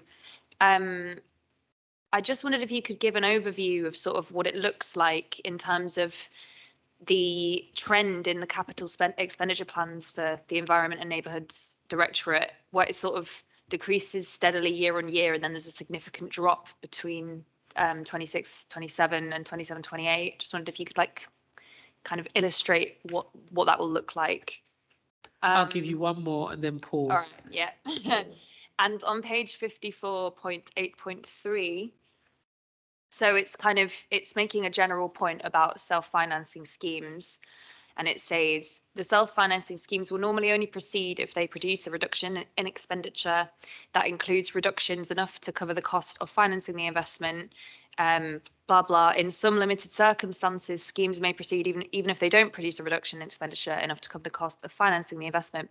So a general question, under what circumstances would schemes like that proceed? And secondly, is this true for any of the Environment and Neighbourhood Directorate's capital proposals? I'll stop there for now. Yeah, thank you. Pause. Go ahead. Who will be answering the first, second, third and fourth question? Do you want me to It's answer over it, to. Michelle? Yes, you can if you, Seema. Sorry, if we can cut out the feedback, that'd be really helpful because I sound awful. How are you getting? Someone's got I their, can't. is that, can I test it? Okay, that's working now. Thank you. Thanks, Alex. You're obviously enjoying your time on Scrutiny. I'm scared what the other 28 questions are going to be like. So I just want to clear up some stuff about TfL funding. TfL funding, Transport for London funding, predominantly kind of focuses a lot on transport infrastructure. So I think there might be a bit of a misunderstanding about their investment in parks, because they don't necessarily fund stuff in parks. In terms of TfL, it will be very difficult for me to say what we expect them to give us next year and the year after and the year after, because they don't actually know their own settlement next year. They barely knew their settlement this year. So that's been quite publicised in the news. TfL tend to fund things that are transport related. So that would be crossings, speed reduction, road safety, etc. I think it's fair to say, because if Councillor Bevan ever saw this, because this is going to go to overview and scrutiny, we've got a number of roads in Haringey that are called principal road networks. So basically they're red routes. The Roundway is a good example of that. What TfL are meant to do is that it's TfL roads, principal road networks belong to TfL. So they should be giving us money every year to maintain those roads and pavements in red route areas. So for example, Bruce Grove down all the way down to Manor House is TfL roads and TfL pavements. They haven't done for years because they've been pooling everyone's money and working on Hammersmith Bridge. So we have actually been taking that up. We've had 3 prime ministers in 6 months. And what we don't know is what the current prime minister, or maybe the 4th prime minister or the 5th prime minister by this time next year, wants to do in terms of capital spending.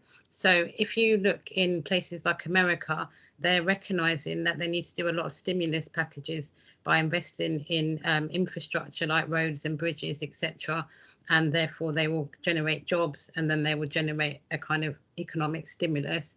And that's quite a key thing for loads of countries are doing it. If our country does that, then what we will see is the Department of Transport, in terms of the government, will see capital investment that then filter down to TfL and then come down to us.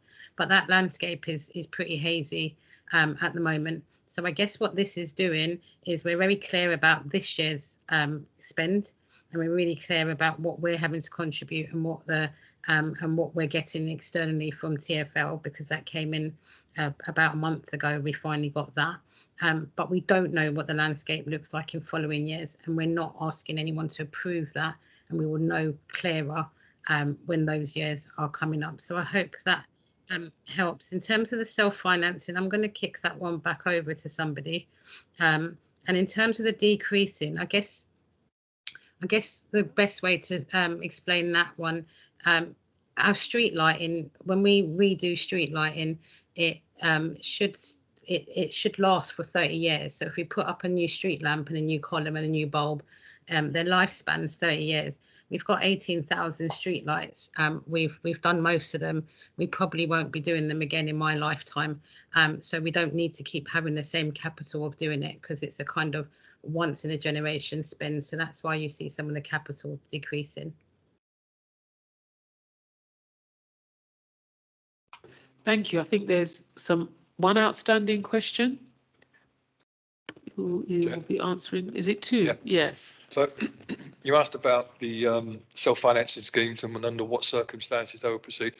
So it could well be that self-financing scheme, the business case is put together and it doesn't work financially. Then the decision then is for Cabinet to say, well, actually, there are policy drivers behind this that we think are worth the difference between what scheme generates in savings, or the net cost of that scheme. And if it considers that the policy drivers and this outcome is worth it, then they can make a decision to proceed with the scheme, and then that will be fed into the MTFS as that iteration from the next iteration of the MTFS. And in relation to ENN, does it have some? Yes, it does. The Finsbury Park is seen as self-finance because that comes in, although it probably should be labelled as external financing next time round. Parks vehicles, there's a small budget for that. The rationale for that is that when we change those vehicles, less fuel, less maintenance, and those costs. Park building carbon reduction budget. So we were looking to refurbish buildings in parks, which again will lead to lower running costs, which would then pay off for the investment that we've undertaken. And there is one outstanding one. Have you?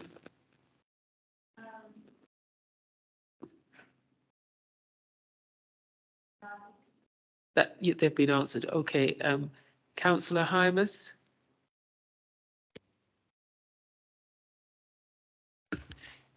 Yeah, I want to raise the saving EN SAB 001.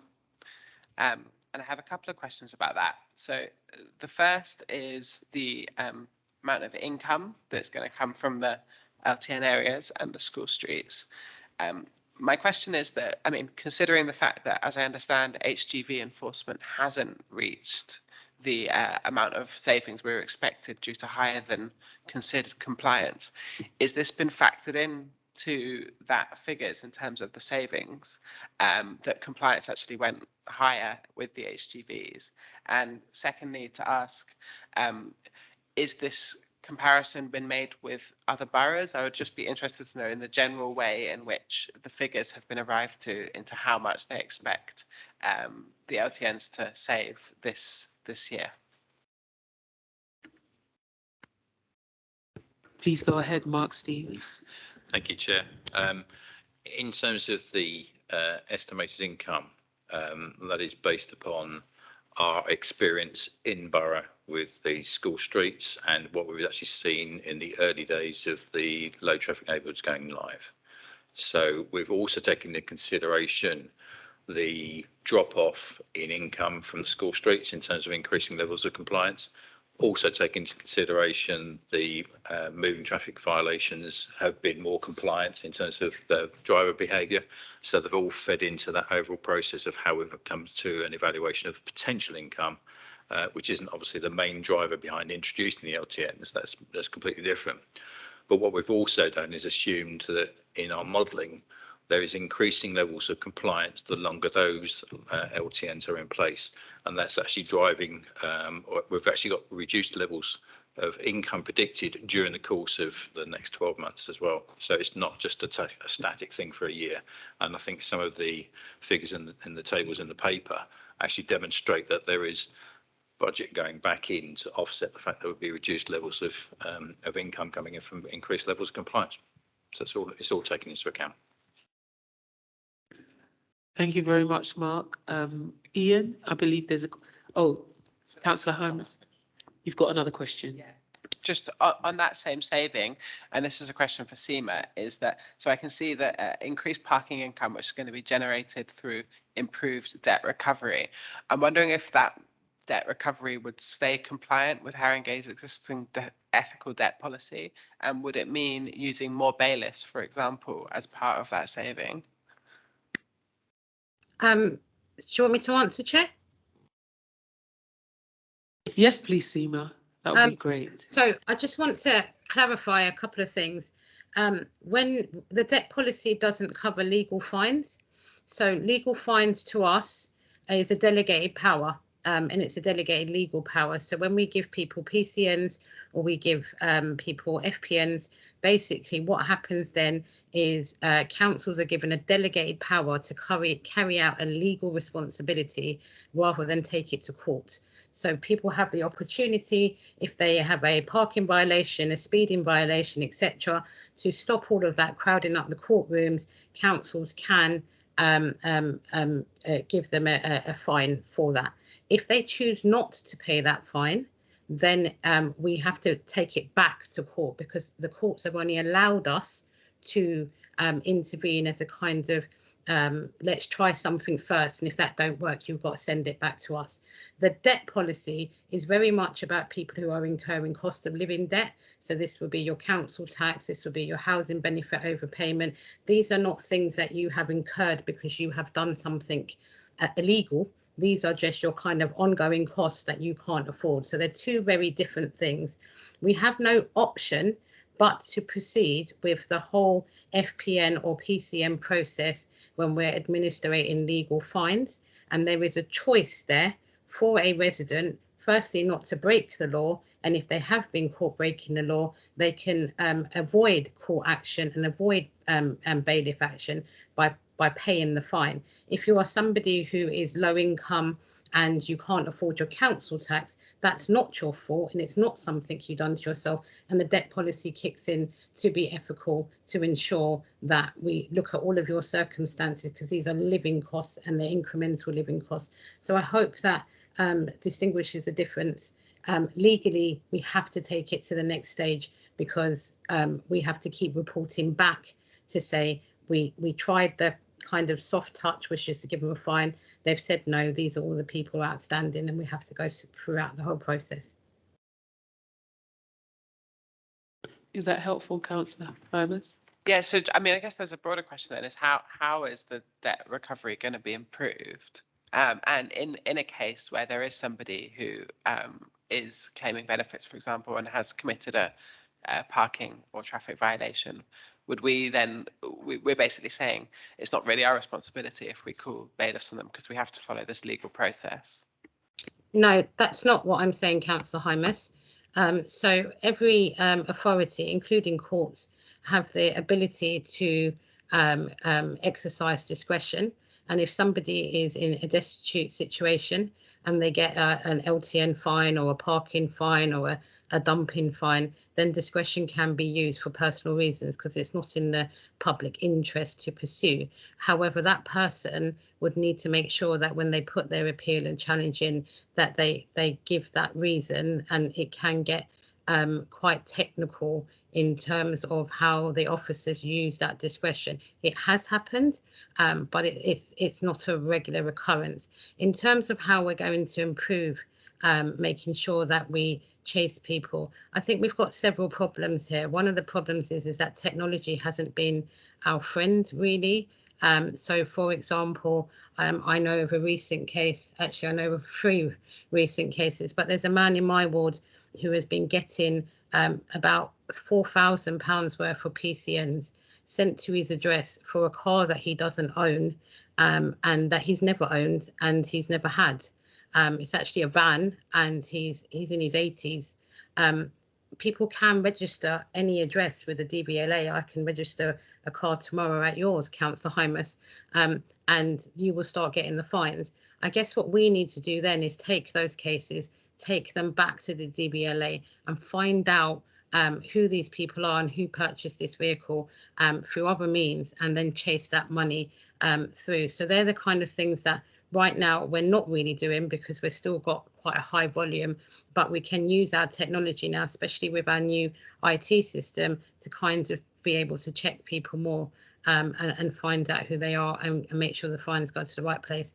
Likewise, somebody might have got a fine when they lived in the borough and then 2 months later they've moved out of the borough, but we've still got their DBLA data of what their car was like when they had the fine. So we can now pursue those people to see their change of address and then send the fine to their new address. So I hope that helps, but I don't want a conflation between our ethical debt policy, which is widely celebrated around cost of living debt, and then our legal responsibility about exercising delegated legal powers. I'm afraid they can't blend. Thank you very much, Councillor Chandwani. Ian, I believe you have a question. One question. Yeah, I think it's probably for Seema to answer as well. It's that same environmental saving number 1 on page 77 about HGV enforcement. I just wanted to clarify Seema will know that I've been in contact with her over a number of years on behalf of ladder residents regarding HGVs on ladder roads where they shouldn't be. I just wanted to clarify, it says here, new 4-5 area HGV restriction zone, CCTV enforcement, 574K saving. Does that mean that 4 or 5 areas which have the CCTV enforcement will no longer have that in the future, and that's where the saving is coming from? I wasn't just quite clear what it meant. Thank you. Sorry, Chair, do you want me to come in? Yes, please, Seema. Thank you very much. Thank you, Ian. I guess there's a couple of things there.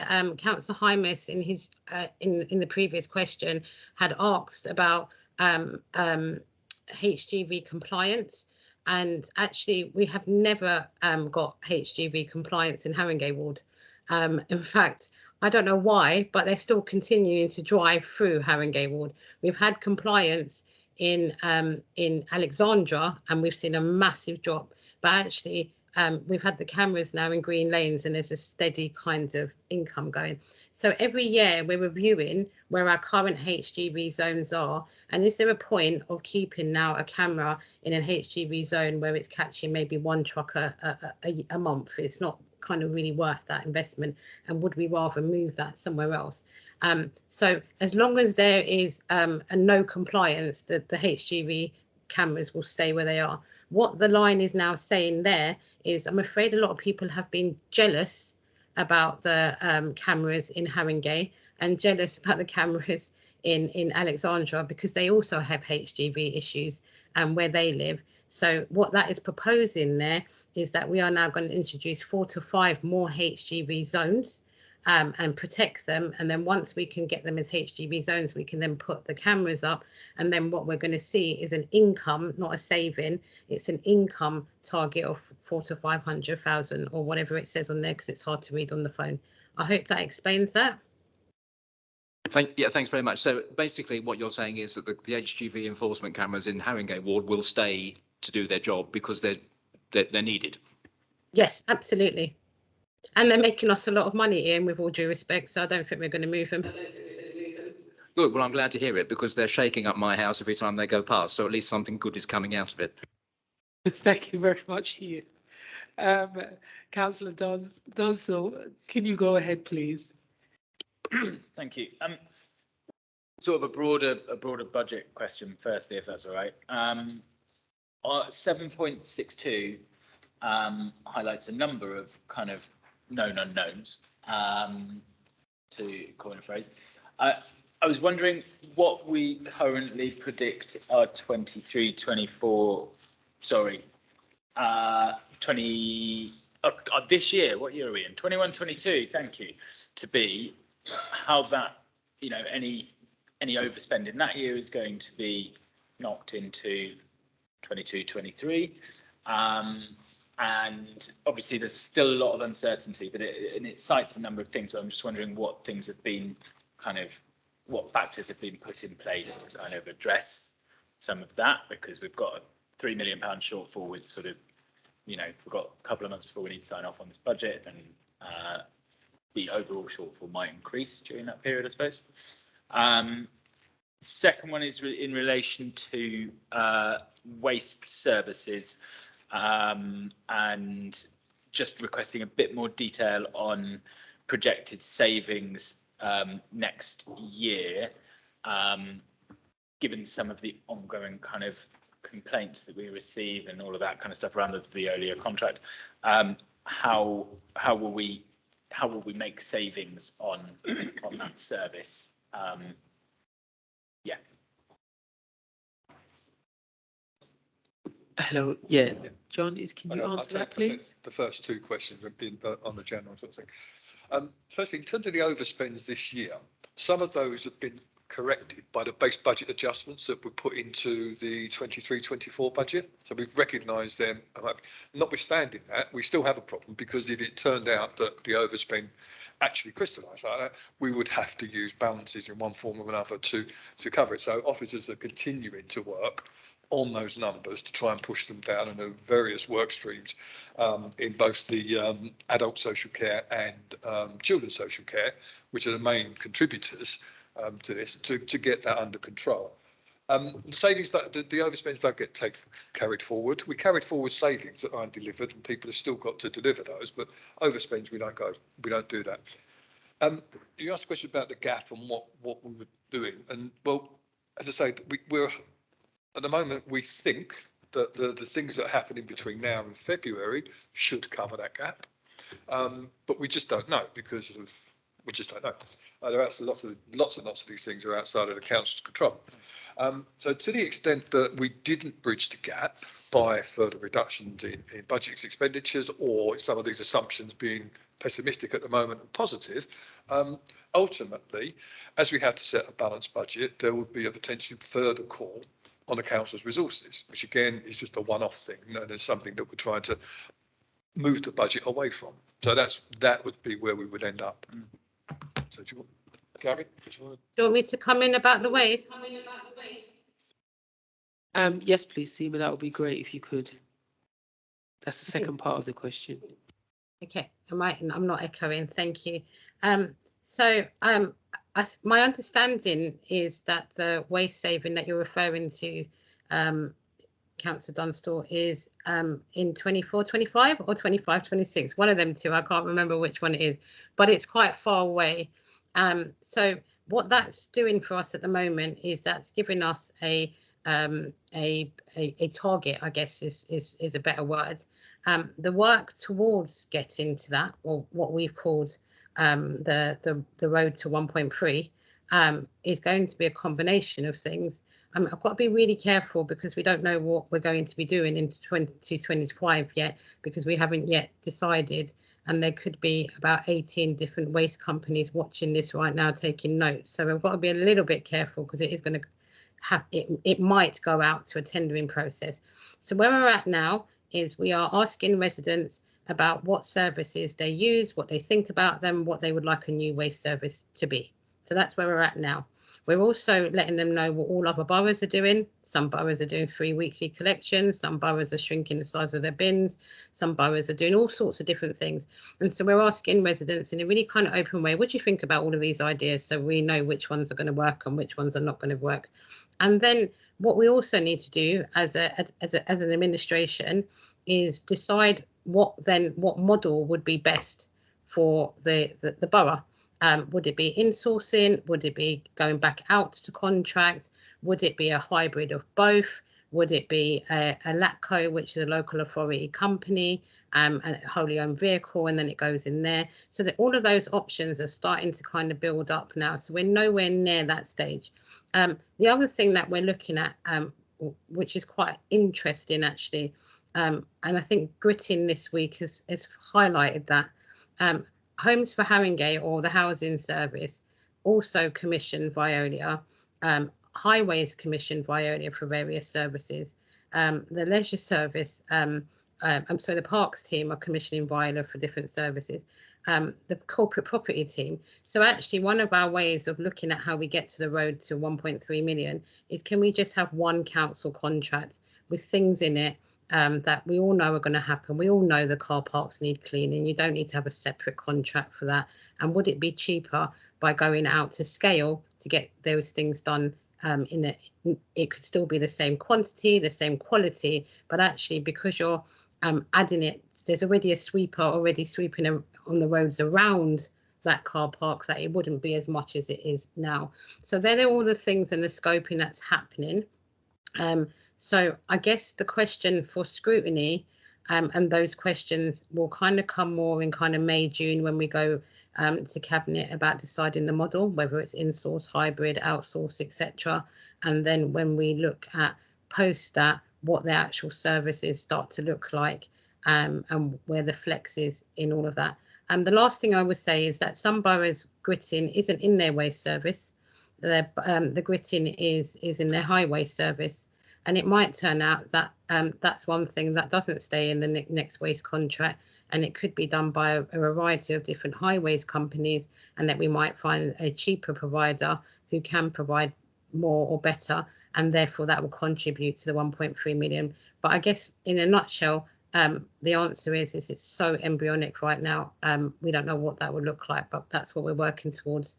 And that's why we've given ourselves about 2 years to do.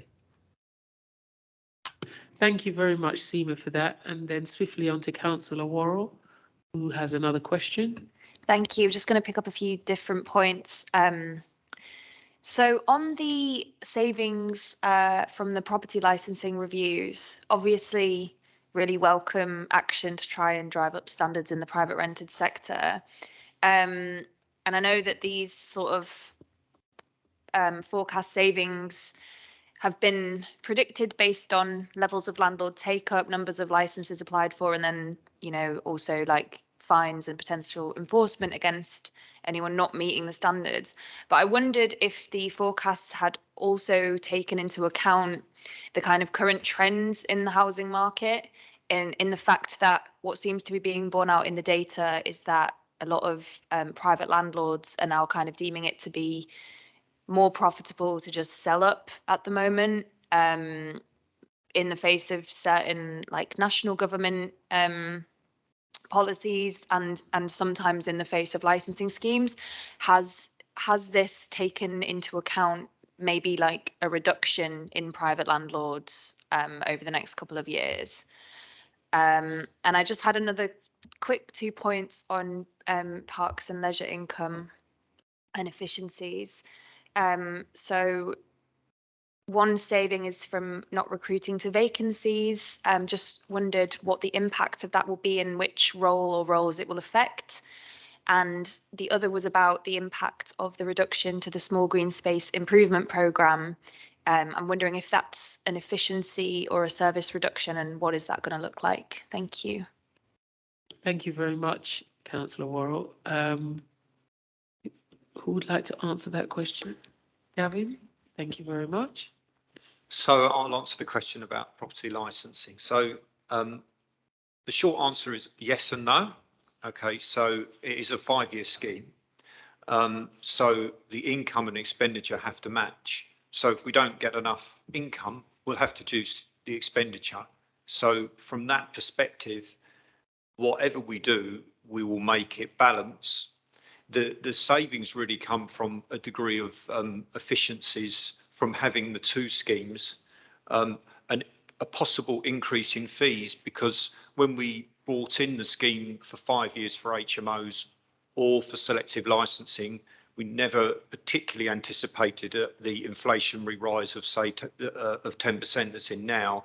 We'd sort of predicted around a 2 or 3% rise. So there could be more income that relates to that. In general, actually, we don't see the evidence at this particular time that private rented is coming out of Haringey. There's a lot of noise around it, but the evidence at this particular time isn't there. I'm not saying it is or isn't. So we'd anticipated, for instance, within the first year of selective licensing, that we'd get around about 55% of the licenses. We're pretty much already there. We're in week 3. So we got nearly 7,000 early applications. We'd anticipated around 6,000. We've had 2,000 applications since then. So we're at 9,000 applications of a 20,000. We were anticipating 20,000 over 5 years. So at the moment, it's looking very positive. If it starts to reduce, I can assure you that John will be on me saying, hang on a minute, these things aren't matching up. You need to reduce your expenditure. The advantage of the scheme in some ways is that most of the costs relate to staff, and over the course of 5 years, you're going to see ebbs and flows of staff. So if we saw a significant reduction in income from licensing, we would then tailor off either the administrative staff in terms of processing the licenses, or the compliance staff in terms of there'll be less checks to make. So it isn't at the moment something that's worrying me. In fact, you know, things are looking really positive for selective licensing. One of the savings in the HMO scheme was that we originally, when we brought in additional housing multiple occupation, there was an early bird scheme for that. Now, clearly, if we're extending it the existing 5 years, we won't need another early bird because we already have, landlords should already be licensed. So there's a saving that could be made there because previously on the scheme, people were getting a reduction. There's no need for that reduction in this scheme. Councillor Worrell, does that answer your question? Good. I think Councillor Emery was I coming. had two other first. questions about parks. Can you just, Councillor Emery, can you come in, and then Councillor Hymas? You don't want to? Okay, it's Councillor Emery, please. I've only Thank got you. 2 questions, so you can probably got time. You'll be fine. And also usefully, Councillor Hymas asked my question about the debt recovery, which is good. Leaving 1 question for Councillor Davis and 1 for Councillor Chandwani. Firstly, Councillor Davis, page 82, PL 20/9. Can I get an update on Spurs paying for match day cleaning costs? I'm aware this is an ongoing thing, but just wondering if it's tied into something else. Who will be answering that one? Councillor Davis can have it, but I think it might be mine. I don't think it's me. Do you want me to answer it now, or do you want me to wait for the second question, which was for me? Yeah. Do you know what? I thought Parks and Leisure might include Spurs, but now I think about it, I suppose it's highways, isn't it? Page 84, PL 20/17. Has the overall number of the garden waste subscriptions decreased, or has the growth decreased? Thank you, Scott. So in answer to the Spurs thing, I actually think that it might be a question for the scrutiny panel that has housing and planning. So all of the agreements about Spurs, not just the waste, but the traffic management, everything that comes under it, how they shut down the roads, everything that comes into that. It is under something called a LAMP, which is a local area management plan. I'm smiling because poor Michelle had to sit through a 2.5-hour briefing on it because it affects your ward, which was boring, I must admit. So it covers a whole wide range of about 15 different operations, and it crosses about 6 different portfolios and about 3 different directorates. And so the only reason that it sits with planning is because they were part of the planning agreement at the time that the stadium was built and what they had to do and what if they were going to have events there of that size. But in answer to your question, I guess it's fair to say that we are still in talks with Spurs. Those talks got put on hold because of COVID, and then it was really difficult because we know what it looked like in the old stadium when it was much smaller and what impact that had. Now we've got a bigger stadium, and we've got also NFL, we've got Lady Gaga, we've got Guns N' Roses, we've got the rugby, and so that renegotiation needs to happen with them, and that conversation is still ongoing. But at the moment, we haven't got what I will call full cost recovery.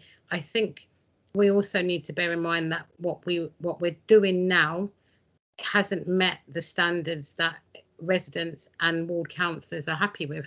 So even if we did get them to pay fully for our current service, actually what we're hearing from residents and what we're hearing from councillors like Michelle is that it needs to be wider, it needs to be geographically wider, it needs to kind of go in some of the parks as well, and it needs to go on some of the housing estates. So I think there's work to be done there, and I think if I remember, Michelle, they did say the LAMP was being reviewed next financial year, so I think that's the opportunity. Yes, they did. In terms of your second question about garden waste is increasing in terms of the amount of subscriptions. Garden waste volumes could have decreased this year because of the really hot summer and how it practically killed and scorched a lot of plants and a lot of vegetation and a lot of grass. However, in some areas we are at full capacity, and in some areas we could take on more subscriptions. And so what we're at the moment is that cusp moment of, do we get another crew and do we get another van to pick up if we got more from some areas than not. And so the marketing is becoming quite targeted in the sense that We don't want to encourage people in an area where they're already at full capacity to sign up, because then we won't be able to fulfil the subscription. Likewise, we've got half empty trucks, so we're also looking at the logistics of that. Can the half empty trucks go over to some of the places where they're oversubscribed, etc., etc.? So the whole model was being looked at. So that might have not been the question you answered, but I thought I gave you some juicy answers there anyway, Scott, for things that you never asked for. But it's quite interesting, garden waste, even though I don't have a garden.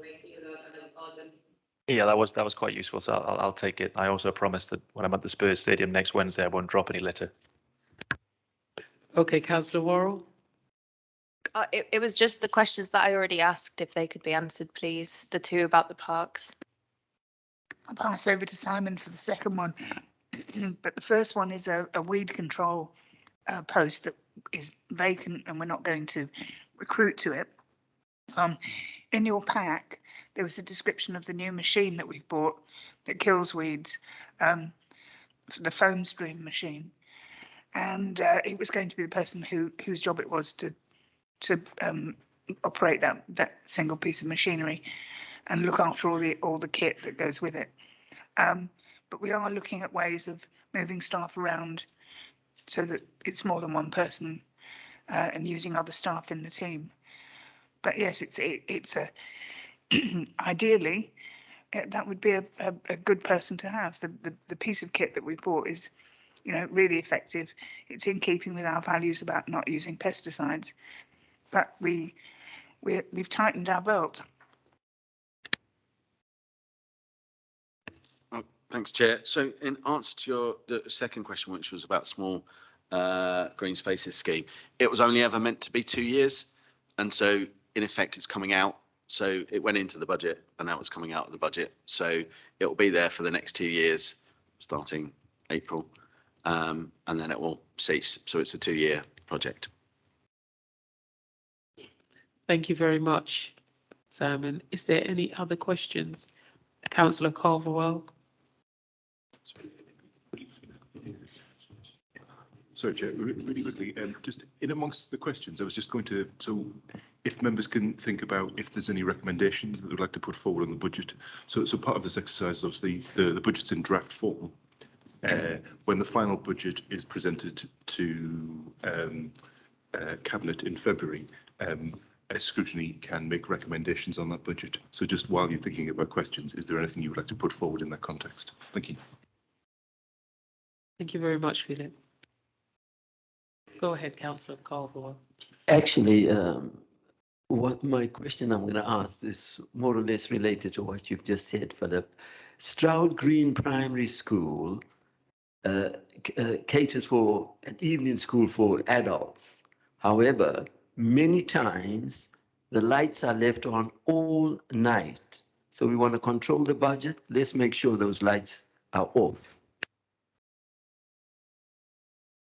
Well, that's a rapid cost saver. So who's in charge of the lights? If it's in the school, it's not in environment and neighbourhoods. So It will be, will it be schools? It will be. The budget will be with the school, and you should have a word with the head teacher. Okay. Councillor Hymas. I just wanted to come back to the property licensing scheme. I mean, so it talks about the scheme being ring fenced in the sense that the costs are net neutral to income. So are the savings then not ring fenced, if that makes sense? So if we're making these savings, would that not be reinvested into the licensing scheme and into the enforcement officers, or does that then go back into the general fund, so to speak?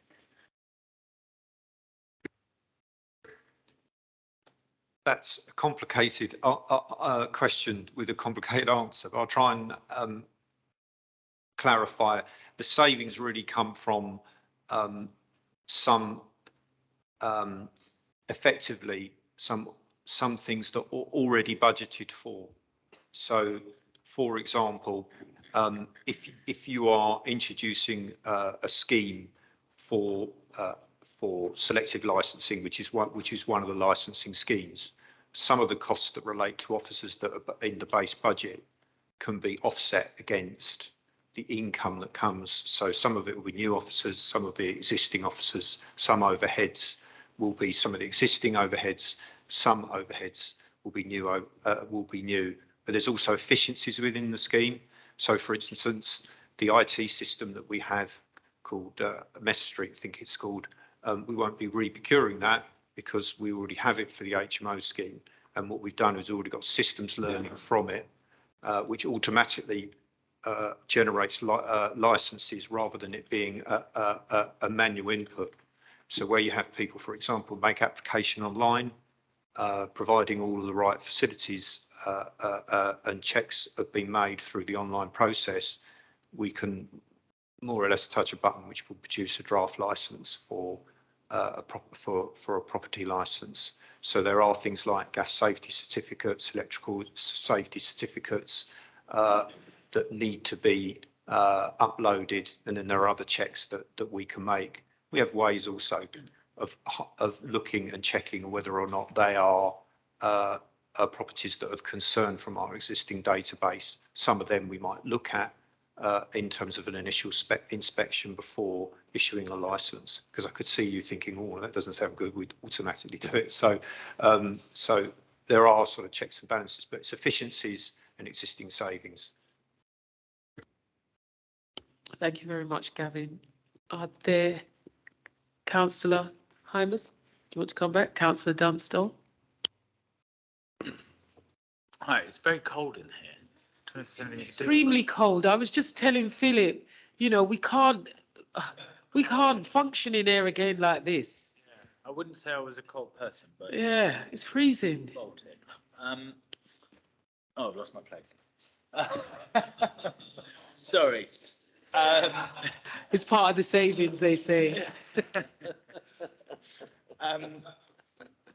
Page 59, 9.8 is about rent increases, and obviously the recently announced 7% rent increases. I know that that's a figure that we're allowed to do, and I know that it's pretty standard across stuff to raise rents by that amount. I just wonder whether or not in the context of the cost of living crisis and all of the ongoing issues in that regard, whether we should be 7% is a lot, isn't it, on rental income? But it's a broader budget question. So I was just going to say, I feel like this is probably a part of the budget that more directly relates to sort of housing. So I don't know if you're able to rephrase the question into an impact on an environment and neighbourhoods budget. I'm going to struggle with that. So. Well, maybe this isn't the one for this panel then. Yeah. Yes, so maybe you need to pause on that one. Councillor Hymas? Well, in saving SAV 004, it talks about allowing for rent reviews to generate additional income from existing leases. So I imagine, am I right in saying that that would mean that cafes, for example, in parks would have their rents increased for those businesses, or is that a misunderstanding of that point?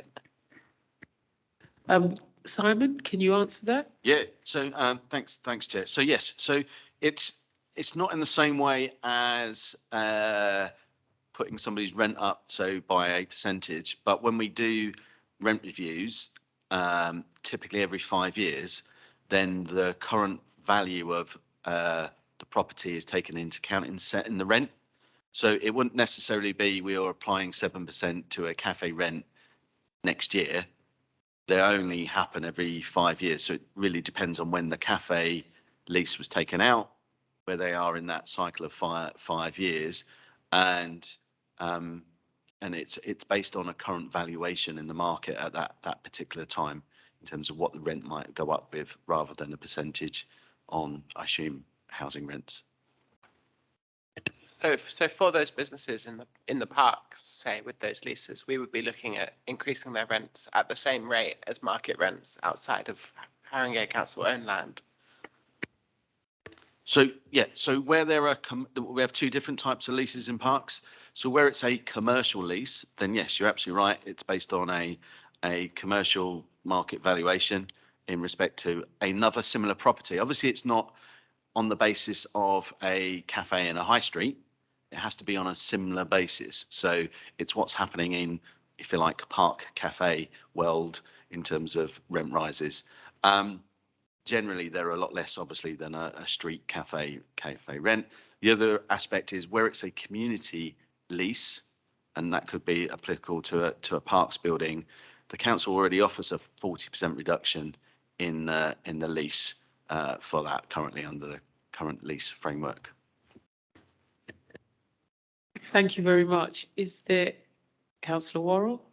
Sorry, I don't mean to be pedantic. It's just obviously it's my first time going through this process. I want to make sure I understand. So just to come back on Simon's answer to my question, about the sorry, just finding my place. Oh yeah, about the small green space improvement program. So I'm not clear on if it was only a 2-year program. Presumably it was just in the budget for those 2 years that it was operational. So why would it count as a £50,000 saving, I guess, if it's just kind of run its natural course? So in effect, it went in as a £50,000 increase in my budget. It will stay as a £50,000 increase for 2 years, and then it will come out, that £50,000 will come out again. So if let's give an example. If I had £1 million as my starting budget, John gave, or the council just gave us £1 million and 50,000 for the next 2 years, and then my budget will go back down to £1 million after that, and the project will stop. Does that help? That makes it a lot more clearer for me anyway. Thank you. Are there any more questions? Because I'm freezing my cotton socks off in here. So can we move on then to work programme? Sorry, Chair, just really quickly, I was just going to, in terms of sort of, if there are any recommendations that members want to put forward for the scrutiny committee, so I guess I would draw particular attention to page 77, which has the new savings proposals for this year. So there are 4 there. Is there anything within these that you have concerns about, or that you think, I don't know, perhaps alternative that savings could be put forward if you weren't happy with them? Similarly, if you go to page 81, you have pre-agreed savings, so savings from previous budget scrutiny rounds, and they are RAG rated, some of which are rated red. So I don't know whether there's any sort of scrutiny points that you'd like to raise around those. And also, and then following that, at the end, you have the capital budget, whether there's any points you'd like to raise for Cabinet to come back and comment on regarding the capital programme.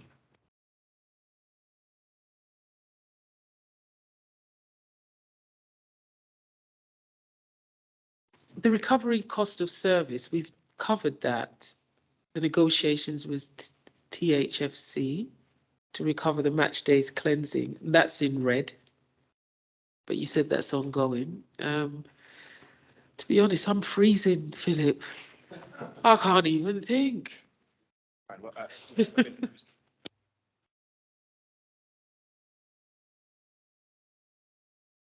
In warmer environments, maybe we would be able to scrutinise it a bit more. But yeah, has anybody got any questions in relation to that, or recommendations before I move on to the next item?